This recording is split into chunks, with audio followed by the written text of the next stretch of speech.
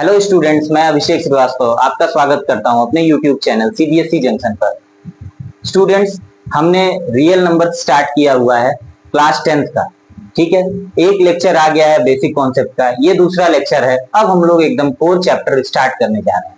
इसमें हम क्या पढ़ेंगे, जैसा कि चैनल का नाम सीबीएसई जंक्शन है, पता ही है आपको, उसे सब्सक्राइब करना है, वीडियो अच्छी लगे तो लाइक और शेयर भी करना है। चैप्टर का नाम है रियल नंबर्स, क्लास 10th का है और लेक्चर नंबर 2 है। ठीक है, एकदम लेक्चर वाइज आपको वो मिलेगा चैनल पे मेरे ये कंटेंट। अब क्या करना है, आपको देखना है पहली चीज लेम्मा। लेम्मा क्या होता है, पहली बार आप सुन रहे होंगे। लेम्मा असल में क्या है, a proven statement used to prove other statements.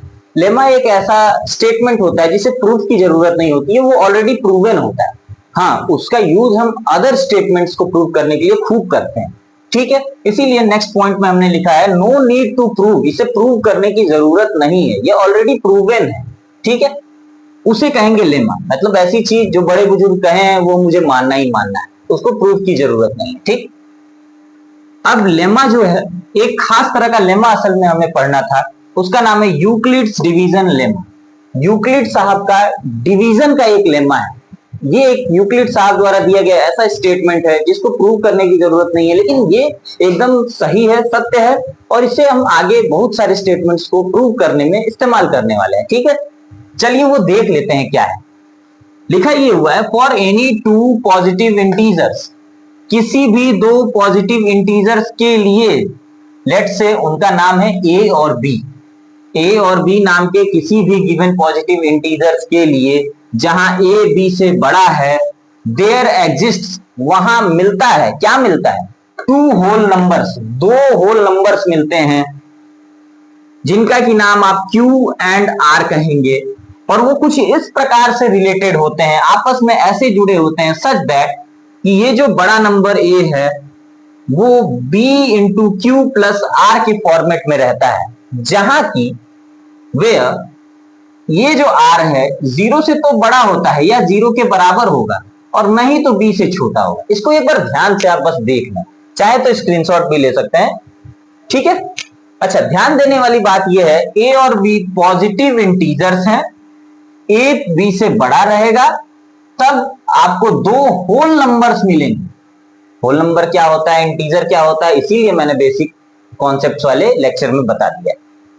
वो होल नंबर्स Q और R मिलेंगे, कुछ ऐसे मिलेंगे कि A की वैल्यू हमेशा BQ प्लस R के फॉर्मेट में रहेगी, जहां R जो होगा इन दोनों के बीच में लाई करता होगा, या तो वो जीरो के बराबर होगा, नहीं तो जीरो से बड़ा होगा, और B से छोटा होगा। अब ये भारी भरकम स्टेटमेंट बहुतों को समझ में नहीं आएगा, है तो ये बहुत ही इजी, आप बहुत बार यूज भी किए हैं, बचपन में भी यूज किया है आपने, लेकिन अब ऐसा लिख दिया हमने, इससे क्या हुआ कि आपको थोड़ा सा ये कॉम्प्लिकेटेड लगता होगा। बिल्कुल भी कॉम्प्लिकेटेड नहीं है, बस आपको देखना है, एक बार और आप देख लीजिए, फिर मैं आपको बताता हूं। यूक्लिड्स डिवीजन लेमा यही है। ठीक है, यूक्लिड्स डिवीजन लेमा को मैं एक एग्जांपल से समझाना चाहता हूं, इसीलिए इसको मैं क्या करूंगा, रब कर दूंगा। ठीक है, ये मैं मिटा देता हूं।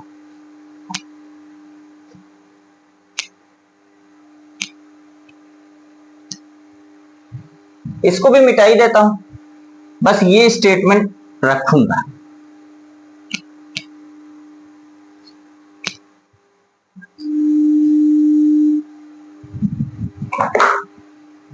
आपको एक एग्जांपल दे करके बताता हूं। जैसे कि मान लीजिए कोई नंबर है, सपोज कीजिए कि वो है 20, और दूसरा नंबर है आपका 45। ठीक है, अगर ये एक नंबर है, ये दोनों पॉजिटिव इंटीजर्स हैं कि नहीं है, हैं। इसमें बड़ा कौन है, 45, यानी कि A क्या होगा, 45 की तरह नजर आ रहा है, यहां B क्या है, 20 की तरह नजर आ रहा है। तो यूक्लिड साहब ने कहा है कि किसी भी A और B के लिए Q और R मुझे मिलेगा जो कि इस तरीके से रिलेटेड है, बोला है उन्होंने। अब वही मुझे Q और R खोजना है। ये सब काम तो हम लोग बचपन में करते थे, कैसे खोज सकते हैं इसको, हम यहाँ क्या करेंगे कि एक डिवीजन कैरी आउट करेंगे। डिवीजन क्या होगा, बड़े वाले को हम बीच में डिविडेंड की तरह रखेंगे, छोटे वाले को डिवाइजर की तरह रखेंगे। ठीक है, अब इस डिवीजन को जब हम करते हैं तो 22 से क्या होता है 40, और ये क्या बचा 5। क्या 5 20 से कैंसिल होगा? तो नहीं होगा। तो ये क्या हो गया आपका रिमाइंडर हो गया 5। अब इतना करने के बाद मैं इसके लिए एक बात लिख सकता हूं। क्या बात लिखूंगा? वो बात मुझे ये लिखना है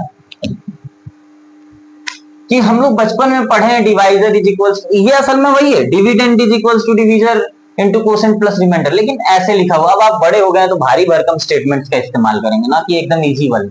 बस वही बात है वही चीज। अब इस 45 को क्या आप सभी बताएंगे, क्या 45 को आप 20 इंटू 2 प्लस 5 लिख सकते हैं या नहीं लिख सकते हैं? एक एग्जाम्पल हमने लिया 20 और 45। 45 बड़ा था ए की तरह नजर आ रहा था, 20 छोटा था बी की तरह नजर आ रहा था।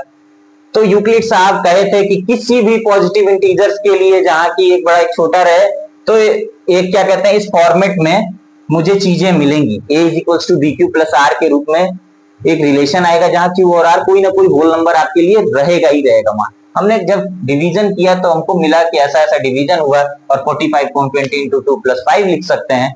यहां मुझे साफ साफ नजर आ रहा है कि ये क्या है आपका, ये है आपका ए, ये क्या है आपका, ये मिला आपका बी, ये क्या है आपका, ये तो क्यू की तरह कोई एक होल नंबर है, और ये क्या है, ये आर की तरह एक होल नंबर है। और आप बताइए अब ये A plus A is equals to B Q plus R के फॉर्मेट में आया या नहीं आया? यहां आप देखिए कहा गया था कि आर जो हो 0 के बराबर या बड़ा होगा और बी से छोटा होगा। आर देखिए 0 के बराबर तो नहीं है लेकिन 0 से बड़ा तो है, ठीक है। और बी से छोटा है कि नहीं? बी क्या था यहाँ, बी 20 है, तो 5 क्या है 20 से छोटा भी है। समझ में आया कि नहीं? यूक्लिड साहब का लेमा आपको एकदम क्लियर हुआ या नहीं ये बताइए आप, ठीक है। लेमा है, उनका कहा हुआ स्टेटमेंट है, यहां साफ साफ दिख भी रहा है, सही भी है। लेमा होता भी है प्रूवन स्टेटमेंट, उसे प्रूव करने की जरूरत नहीं है, ठीक है। समझ में आया? ठीक है। इसी चीज को हम लोग ऐसे भी लिखते थे यहां कि डिविडेंड, डिविडेंड जो होता है वो आपका divisor into quotient plus reminder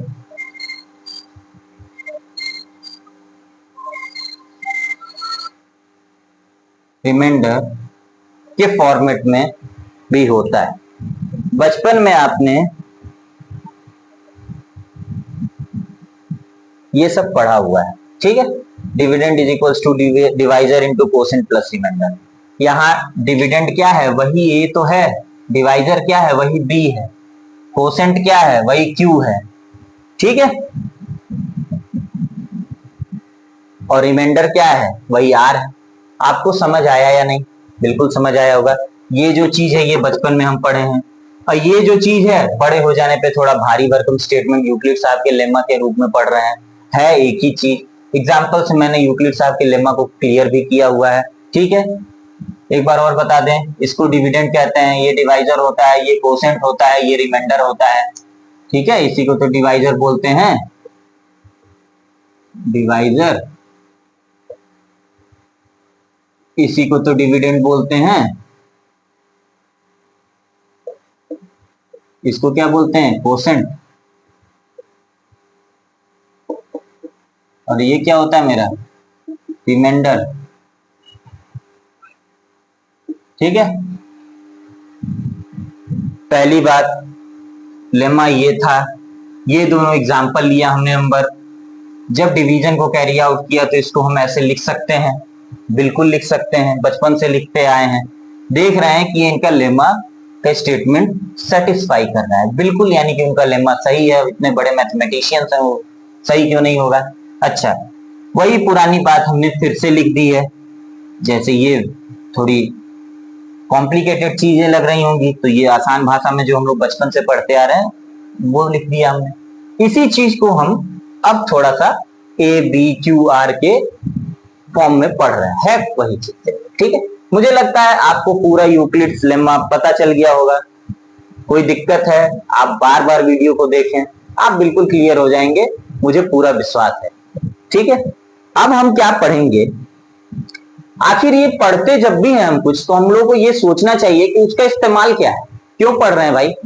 कुछ फायदा भी है कि बस ऐसे पढ़ रहे हैं, मजा आ रहा है, देख रहे हैं, हाँ हाँ ये रिलेशन होता है, ऐसा कुछ भी नहीं। पढ़ रहे हैं तो कहीं ना कहीं उसका यूज भी है। यूज हम कहाँ करेंगे, इसका एप्लीकेशन है, एक बहुत अच्छा एप्लीकेशन है एचसीएफ निकालने। ठीक है, जैसे इन दोनों नंबर्स को हम देख रहे हैं, ठीक है, इन दोनों का अगर एचसीएफ निकालना होगा तो इसी डिवीजन लेमा का यूज करेंगे। अच्छा, यूज करेंगे, कुछ स्टेप बाय स्टेप कुछ स्टेप्स को फॉलो करेंगे, तो ये कहलाएगा यूक्लिड्स डिवीजन एल्गोरिथम। मतलब हम क्या करने वाले हैं, अब इसी यूक्लिड्स डिवीजन लेमा को यूज करके स्टेप बाय स्टेप प्रोसीड करेंगे, बार बार यूक्लिड्स डिवीजन लेमा का यूज करेंगे और एचसीएफ को फाइंड आउट करेंगे। तो इसलिए इसका नाम थोड़ा पड़ जाएगा यूक्लिड्स डिवीजन एल्गोरिथम। ये किस काम के लिए ये एल्गोरिथम यूज होता है, just to find out the HCF of two given numbers we use Euclid's division algorithm. Algorithm is what, algorithm होता है कुछ भी स्टेप बाय स्टेप आप करके अगर किसी चीज का रिजल्ट लाते हैं तो बोलते हैं कि वो स्टेप्स एल्गोरिथम में माने जाते हैं। ठीक है, एल्गोरिथम का पार्ट होता है। अब इसका यूज हमको कहाँ करना है, यूक्लिड्स डिवीजन एल्गोरिथम में यूज करना है एचसीएफ निकालने के। ठीक है, मैं मिटा दूं इसे। ठीक है,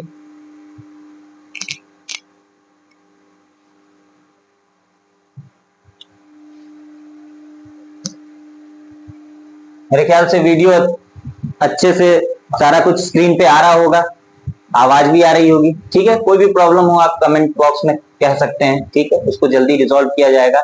अभी तो ये दूसरा ही वीडियो है। ठीक है, आप थोड़ा मतलब साथ में मेरे कोऑपरेट करें। ठीक है, चलिए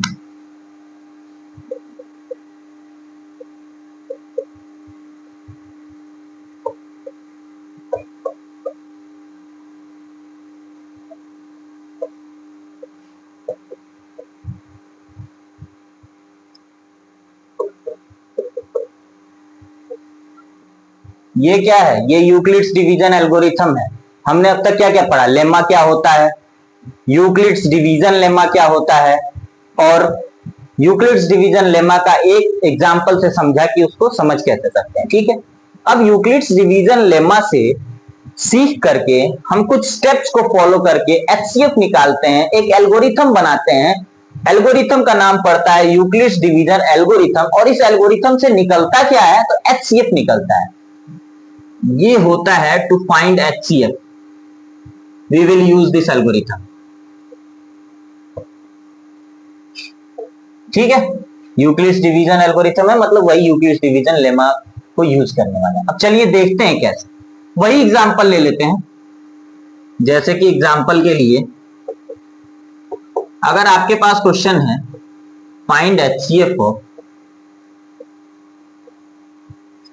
20 एंड 45, वही पुराना वाला। ठीक है, अब हम इसको करेंगे क्या, आप देखिए,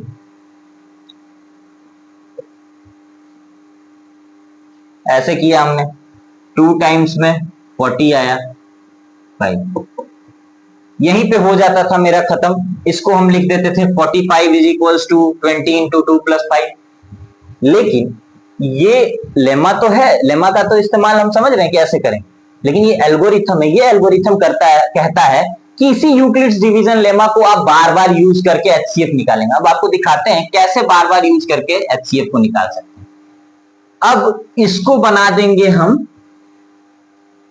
डिवाइजर की तरह, और ये जो मेरा डिवाइजर था वो अब हो जाएगा डिविडेंड। और अब फिर एक बार यूक्लिड्स डिवीजन लेमा को फॉलो करते हुए इसका डिवीजन करते हैं। 5 4 जा 20, यहां मेरे पास रिमाइंडर कितना आया, कट का निशान नहीं बनाते हैं, 0 0 लिख देते हैं। रिमाइंडर का कितना हो गया, 0 हो गया। ये स्टेप तब तक करना है जब तक कि रिमाइंडर 0 ना हो। अगर आप सोचिए अगर ये रिमाइंडर 0 नहीं हुआ होता तो फिर मैं एक डिवीजन कैरी आउट करता, यहां वाला डिवाइजर बन जाता, ये डिवाइजर यहां डिविडेंड बन जाता और फिर उसको आगे बढ़ते, लेकिन ये यहीं 0 आ गया। पहली बार में तो यहाँ जीरो आया नहीं, दूसरी बार में आ रहा है, ठीक है। ऐसे कई बार क्या होता है, बहुत देर तक करने के बाद आता है, ठीक है। कोई बात नहीं, अब मैं समझा देता हूं। जब ये जीरो आ जाए तब उस हिस्से को बस देखिए, इस हिस्से में जीरो आया ना, रिमाइंडर, तो ये जो आपका डिवाइजर होगा ये आपका एचसीएफ हो जाएगा। कितना आसान, यही आपका एचसीएफ हो जाएगा 5। अच्छा, किसी को ऐसा भी है क्या कि एचसीएफ क्या होता है नहीं पता है, फिर वो बेसिक कॉन्सेप्ट का आप लेक्चर देख सकते हैं। एचसीएफ होता है हाईएस्ट कॉमन फैक्टर। ये जानने से पहले फैक्टर क्या होता है ये जानना पड़ता है। फैक्टर वैसे नंबर्स होते हैं जो उस गिवन नंबर को डिवाइड करते हैं, ठीक है। कहने का मतलब हाईएस्ट कॉमन फैक्टर फिर मेरा वो हो जाएगा कि दो नंबर्स हैं तो उन दोनों के जितने भी फैक्टर्स हैं उसमें कॉमन फैक्टर्स जो होंगे, उन कॉमन फैक्टर्स में जो सबसे बड़ा होगा वो होगा हाईएस्ट कॉमन फैक्टर। अच्छा, तो 20 और 45 का हाईएस्ट कॉमन फैक्टर निकाला कैसे जाता? हमको पहले सभी 20 के फैक्टर्स लिखने होते हैं, हमको फिर 45 के फैक्टर्स लिखने होते हैं। अच्छा, उसके बाद से कॉमन फैक्टर का लिस्ट बनाते, कॉमन फैक्टर्स में जो सबसे बड़ा होता उसे मैं एचसीएफ कहता। थोड़ा ये क्या है, बड़ा है, प्रोसेस है, लेकिन वही यूक्लिड साहब का जो डिवीजन लेमा आया उसका जब हम यूज करते हैं और बार बार डिवाइजर को हम ये डिविडेंड बना के और रिमाइंडर को डिवाइजर बना के कैसे कैसे मतलब उसको वापस से बार बार कर करके हम लोग जब रिमाइंडर जीरो पे पहुंचते हैं तो जो लास्ट वाला जो डिवाइजर होता है वही मेरा एचसीएफ हो जाता है। ये एक बड़ा ही अच्छा कॉन्सेप्ट हम लोग बिल्डअप कर चुके हैं, ठीक है। आप समझ पा रहे हैं या नहीं? बार बार मुझे डिवीजन करना है, लास्ट में वैसा डिवाइजर जिसकी वजह से ये रिमाइंडर जीरो आ रहा है वही एचसीएफ होता है। सिंपल सी चीज है, ये हमने छोटे से नंबर पे किया हुआ है। आपको क्या करना है, आपको बड़े बड़े नंबर्स पर करना है, ठीक है। क्यों? क्योंकि ये छोटे नंबर्स पे तो आप ऐसे भी कर सकते थे, आप कहेंगे कि अरे मैं तो फटाफट इसका फैक्टर निकालूंगा, हो जाएगा। लेकिन अगर बड़ा नंबर हो जैसे 115 हो और उसके बाद से दूसरा नंबर हो 1175 हो, अब आप क्या करेंगे? तब आप ऐसे डिवीजन करेंगे, बड़ा इजीली आप पहुंच जाएंगे। जरा ये चेक कर लेते हैं ये सही भी है या नहीं। आप खुद देखिए 5 क्या है, कॉमन फैक्टर है इन दोनों का, और जब आप कॉमन फैक्टर्स इनका जब कॉमन फैक्टर्स का लिस्ट बनाएंगे तो 5 सबसे बड़ा आएगा, ठीक है। आप करके ये देखिएगा, ये सब आपके घर में करने वाले एक्सपेरिमेंट वाली चीजें हैं। मैथ्स क्या है, मैथ्स को खूब एक्सप्लोर करना चाहिए, सिर्फ टीचर के पढ़ाने पर ही आप डिपेंडेंट ना रहें, आप भी खूब एक्सप्लोर करें, ठीक है। नहीं आया आप पूछ सकते हैं। एचसीएफ 5 हो जाएगा, ठीक है। समझ गया ना कि एचसीएफ कैसे निकालना है। अब हम लोग कुछ क्वेश्चंस को करते हैं, एक क्वेश्चन हम लोग करेंगे।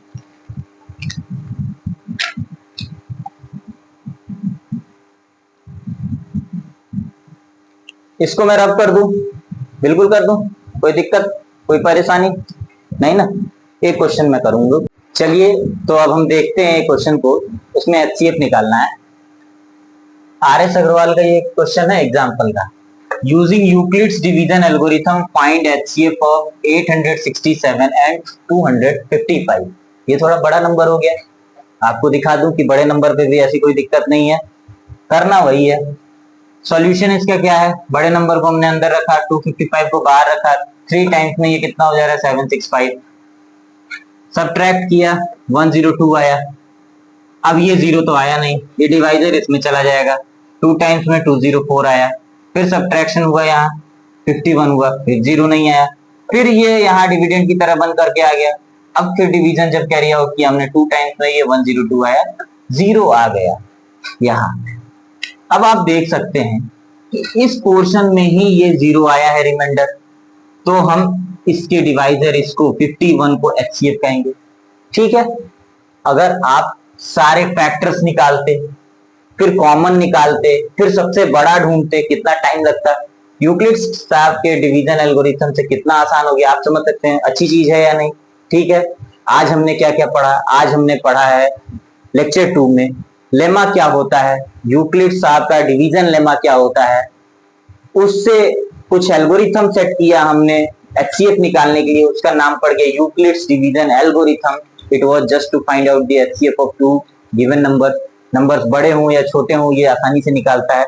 और उस यूक्लिड्स डिवीजन एल्गोरिथम पे हमने एक छोटा सवाल और एक बड़ा सवाल किया, ठीक है। आपको अब एचसीएफ निकालना आया है या नहीं? हम कुछ और प्रॉब्लम्स को पढ़ेंगे इस पे, ठीक है। HCF को किसी फॉर्म में एक्सप्रेस कैसे करते हैं, ये सब 2-4 क्वेश्चंस हम और करेंगे अगले लेक्चर में। ठीक है, तब तक के लिए आपको वीडियो कैसा लगा आप बिल्कुल बताएं। चैनल को सब्सक्राइब करें अगर नए हैं तो, अपने फ्रेंड्स में इसको शेयर करें, वीडियो अच्छा लगे लाइक करें, बिल्कुल सपोर्ट करें आप। थैंक यू सो मच, जय हिंद।